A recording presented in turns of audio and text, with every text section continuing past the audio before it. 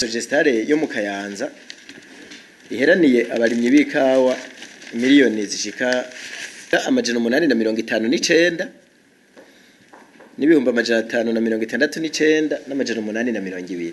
Hanyuma Sogestare Kirundo Muyinga iheraniye abarimyi b'ikawa miliyoni amajana 446 ibihumbi amajana 512 n'amahera amajana 210. Hariho n'uwabajije ikijanye n'abarimyi b'ikawa mu makoperative yose y'abarimyi b'ikawa barahembye yose, mugabo naho bahembye nabo nyene ntibahembye amafaranga yagiye aravugwa ajanye n'ibiciro, ku buryo nabo mu runani rw'amakoperative y'abarimyi b'ikawa bita kokoka tubishuza imiliyoni amajana 427.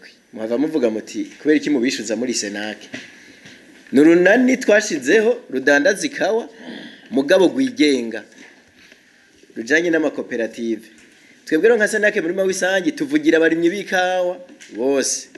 Murimyi w'ikawa yarenganijwe uri muri koperative wamaze kuja mu badandaza. Twebwe rero uri umudandaza ukaba waheraniye amafaranga abarimyi b'ikawa tutinya kukwishuza cyane kukuvuga. Nakuvuga rero ko iyo kokoka iheraniye abarimyi b'ikawa izo miliyoni amajana 427 nayo nyene iri muri abo batatu. Cyo kimwe n'abandi tuza turamenya gake gake nabo nyene tuzobandanya tubakurikirana. Ikibazo rero nashaka ndabamenyeshe yuko ikibazo kigeze kure mu nama yabaye kwa gatano nkuko Evariste yabivuze.